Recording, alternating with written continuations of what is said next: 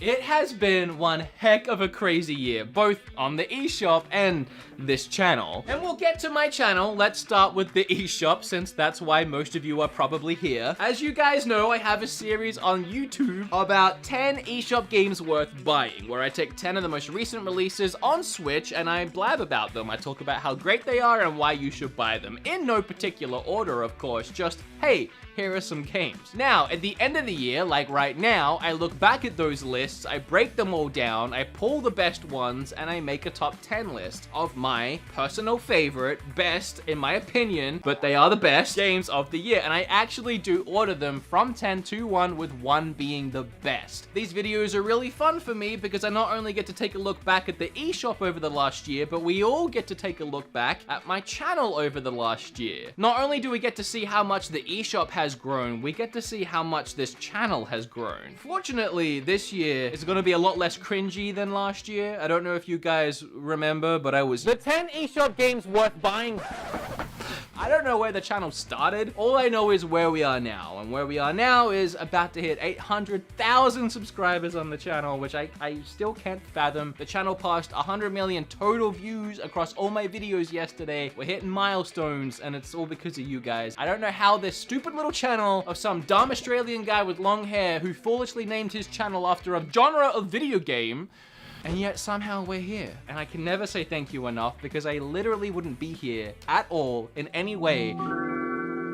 For one last time this year, thank you. Until next year, and then I can start thanking you all over again. So, number 10 from episode 14, a game that I originally played on my Xbox, and then out of nowhere, moved over to the Nintendo Switch and blew everyone away, Hellblade. As the title would suggest, you find yourself in Helheim armed with only a blade, taking control of the warrior Senwa as she tries to save the soul of her dead lover Dillion. The story is mind-bending and messed with my head a lot. The visuals are gorgeous, but at times they're also really disturbing. I played most of this game on edge, worried, confused, and nervous. The voices inside Senwa's head definitely didn't help with that, as they constantly try to discourage her with whispers of negativity. And wearing headphones, it sounds like those voices are in your head, and it aims to make you feel like you're the one going crazy. The voices beg you to stop progressing through the world and turn back to where it's safe. The combat is brutal and uncompromising. You can block, dodge, and strike. You can be easily overwhelmed by enemies or taken down by the intense boss fights. And not only will those deaths hurt your video game pride, but they will also hurt Senwa. You see, this game is roughly an 8-hour single-player story-driven permadeath game. Every time you die, the rot works its way up Senwa's arm more and more. If you die too much, it'll reach her head, and then your game is done. For me, Hellblade is a piece of artwork come to life, with a brilliant story and rewarding combat. I am so happy that as of like 3 days ago, we know a sequel to this game is on the way. I highly doubt that game will manage to cram its way onto Switch, but I'm excited to play it on the new Xbox. Whatever they decided to call it now, it's getting way too confusing. Number 9 is from episode 16. It's a game that I otherwise might not have gotten into as much as I did if it wasn't for the fact that I had just came off of playing both Dragon Quest Builders and Minecraft, and I was looking to further fill my crafting needs. That's Forager. In Forager, you can craft your own tools and weapons, explore dungeons, and even help out NPCs. The most unique and honestly exciting addition to Forager is that the items you collect in the world can be sold for coins, and you use those coins to buy the tiles around you, forming new islands. You have no idea what's gonna pop up on those islands until you buy them, making the concept of grinding for more coins addictive. The dungeons are also a fun mix-up from the other crafting games I mentioned. Get inside, you'll discover new items, enemies, and even a cool boss battle at the end. And there is even more depth to this game, including skill points to unlock, as well as new things to craft as you gain experience. Since I made that video, Forager did get a physical release that you can now buy in places like GameStop, and I highly recommend it. Number 8 is also from episode 14, and it's a game that honestly would be in my top 3 on this list if it wasn't for the fact that I'd already played it and played it and played it on my Xbox, and by the time it came to Switch, I was just happy it was there.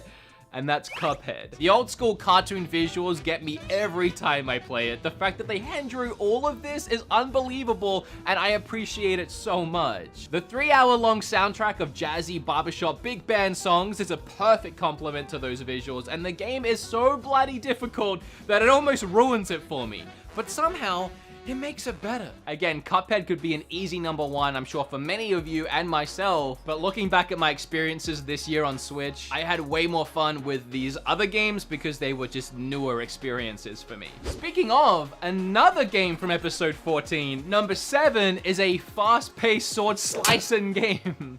Katana Zero. The setting of the game is this great cyberpunk neo-noir style, and the visuals are incredibly pleasing to my eyeballs. Oh, and that's all backed by a kick-ass synthwave soundtrack. I love that at the start of each mission, before our katana-wielding assassin starts his killing rampage, he throws on a pair of headphones and boots up whatever awesome track is gonna be pumping throughout the chaos. In Katana Zero, you have no health bar. One hit will result in an instant death. That forces you to keep moving, and moving fast, deflecting bullets with a well-timed slash, sending them screaming back towards the enemy, or dodge the attack altogether with a roll and move in for the quick kill. Mercifully, the game features an ability to manipulate time, thanks to a drug called Chronos that your psychiatrist slash boss, I'm not really sure, administers between each mission. Speaking of those parts of the game, or any part of the game that has dialogue, it's done really interestingly. It's a real-time conversation system that you're able to interrupt if you just don't feel like talking to that person. Although if you do decide to engage, you'll be given a bunch of dialogue options. There are loads of hidden secrets and paths and way to kill the marks and the enemies in ways I didn't even find out about until after I finished the game. Number 6 is from episode 13. This is a game that I actually hadn't heard of before that was getting ported to Switch, and it was one of those rare occasions where a sponsor just couldn't have been more perfect because I fell in love with this game, and we even gave away a Hob-inspired Switch on the channel to one lucky winner. From the moment I started playing, I was hooked. Not only by the beautiful artwork that is the game's visuals, not only the intriguing and intricate character designs, but mostly I was hooked by the level design and the gameplay. I love when a game doesn't hold your hand. Hob never taught me how to jump, how to climb, or how to platform, but as soon as I saw this platform twist around,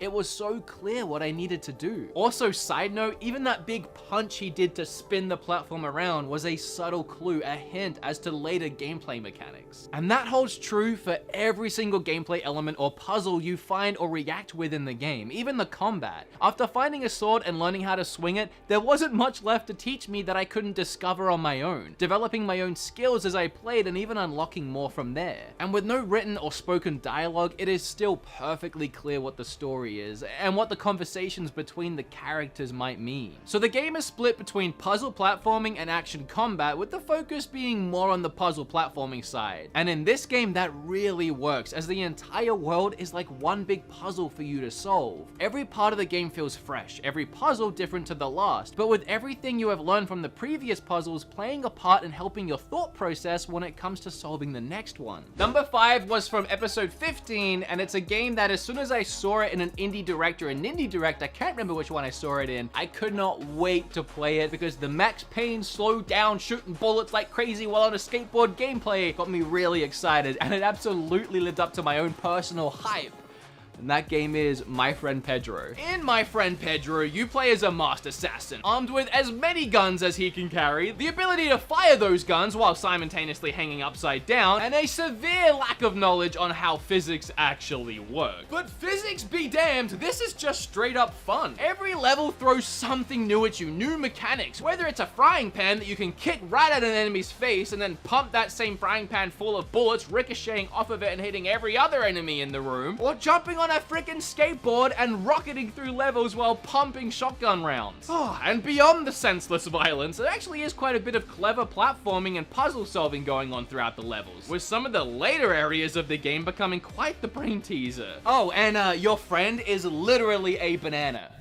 Number 4 is from episode 12, and this is one of those way too short indie games that I buy it and I sit down and I get addicted and I play it in one sitting, and I just wish there was more, and that is Donut County. Donut County is a very satisfying and perfectly stupid game. It's stupid in all of the right ways, and it will in so many ways remind you of a little game called Katamari. The first way being the very charming and cartoonish art style, which I absolutely adore, and the second way being the hilarious dialogue and brilliantly written story. Every conversation these characters have with each other is exactly how I talk to my group of friends. And the third and most obvious way this game will remind you of Katamari is in the gameplay. In Donut County, you start with a very small hole in the ground which you can control either using the touchpad or the analog stick, and you start by sucking in small pieces of trash or tiny animals, and every time you eat something with your hole, it grows a little bit larger, obviously allowing you to consume bigger and bigger items into your hole until finally, and you probably guessed it, swallowing up whole buildings or entire freeways worth of cars. This gameplay mechanic on its own is weirdly therapeutic and extremely addicting. Anyway, as fun as that mechanic is, there are others that you can unlock, like the catapult, which allows you to shoot out some of the items you require, and you can use that to hit switches to open doors to go into other rooms, or to hit a Ferris wheel with water to spin it faster and faster until it flies off its frame. And in between each of the levels, you get treated to a little bit more of the story, piecing together what actually is happening in this town and why this hole is swallowing everything up. As we get up in here into the top 3, I have a feeling that all 3 of these, or at least 2 of these for a lot of you, are gonna be your number 1s. Some of y'all will get mad that one of them isn't Wargroove.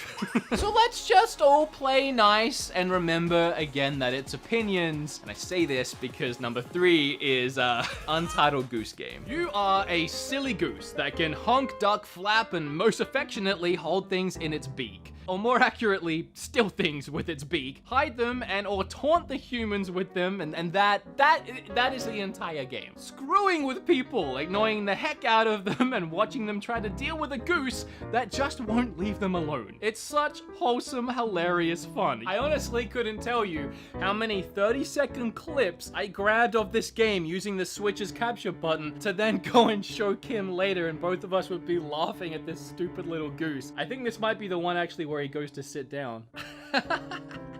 It's just so stupid because it looks like it's what a goose would do.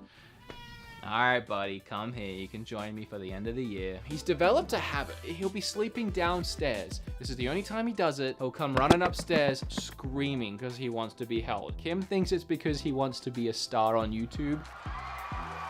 Maybe that's the case. Number 2 is from episode, the very last one I did. I'll be honest, while playing this one, I thought for sure this one would be number 1. I have a bad case of when I'm playing a game I really love, it's the best game I've ever played, and then once I finish it and reflect on it for a week, I'm like, yeah. Regardless, Tourist is my number 2 spot. This game came out of nowhere for me. The Tourist is a Switch exclusive that boasts a beautifully perfect blocky art style mixed with realistic lighting and world elements. With a huge focus on exploration and puzzles, Tourist is breathtaking from the very first island to the last. The first island has a small shop, some huts, and a dungeon where you discover your path to find other dungeons on islands scattered across the world. As you travel to each new location, you'll find rainy forests, beach parties, and a shopping island with stores that allow you to buy music, more travel pamphlets for new islands, an art gallery where you take photos for the creator based on hints and clues he gives you for what he wants to put in his gallery. Then this island even has a little arcade with working arcade machines. The world design, the music and audio design, lighting and art design, and gameplay design are all a perfect 10 for me across the board. I was completely lost in the world of Tourist during my stay. The dungeons were so unique with puzzles that finally had me stumped for a while. I don't think that leaves number 1 as any surprise. A lot of you already know that I am a huge Zelda fan, but honestly, that nostalgia, that love for Zelda doesn't really even play into it here. I mean, it does a tiny bit, but the game hit number 1 on its own merits. I already loved Crypt of the Necrodancer, and it was in my top 10 last year. So throwing in a Zelda theme and releasing what ended up being a much better game than the first, well, it just secured Cadence of Hyrule as my number 1 for the year. Like, I don't think Nintendo themselves could have done an any better job at taking the Zelda franchise and developing a game in that universe that you played to music. Other than that one mechanic, this game felt like a brand new Zelda game. That's something that I never knew I wanted, a roguelike Zelda game. In fact, you can even turn off the playing to music side of this game and play the game like a roguelike Zelda Link to the Past. So every time you take a step, every time you pick up an item, every time you attack an enemy, it all has to be on the beat. Every enemy has their own distinct attack pattern, and even when you have a ton of enemies on the screen that would otherwise be very overwhelming in any other game, you can really move around this board like you're reading the Matrix and kill everything without taking a hit of damage. I must have watched that trailer for Cadence of Hyrule like 10 times, showing it to my friends, showing it to Kim, and then just showing it to myself again and again. There was something so hype about the way that trailer builds up, and then when the Zelda music kicks in. Not to mention, I finished that game several times trying to speedrun it to see what the best time. I did it on stream in under 3 hours. I just had so much fun playing that one. Okay, now, before you go anywhere, we get to rank my videos from best to worst, or at least my top video and then my worst video of the year, in the sense of what video had the most games in this list and then which one had the least. So episode 14 had 3 of my top games, those games being Cuphead, Hellblade, and Katana Zero. Number 15 had 2 of my top games, but one was the number 1 spot. It had Cadence of Hyrule, and it also had My Friend Pedro. And then number 17 was the only list to not get a single game in my top 10 for the year, but Risk of Rain 2 did come really close. I hope it's doing really well because it honestly does deserve it. And it has a physical now as well since I made my video. Cadence of Hyrule needs to get a physical. Yeah, don't you agree, buddy? Don't you agree, buddy? Those are the best games of the year. I mean, okay, in my opinion, those are the games I had the most fun with this year. So please, leave your top 10 down below. I'd really love to know how different it was to mine. Again, I can't say thank you enough for everything you guys do for me and you did this year. I mean, I know I'm not always the most tolerable person in the world. You know, I take sponsors and a lot of people can't stand it when their favorite YouTuber takes a sponsor, but like my actual followers that enjoy what I do, they're just happy to see me doing my thing and grow on the platform. I guess what I'm trying to say is thanks for putting up with my shenanigans. Going into next year, I definitely want to mix things up and change things up a little bit. I mean, I know I want to completely change this behind me. I can't wait for January. So hopefully in the next video you see me in, things will be different. I hope you had a fantastic holiday season. I hope your Christmas was wonderful. I hope you got the Switch you were asking for. I just spat all over the camera. Enjoy that. What do you have to say, buddy? Anything? Nothing? See you next year.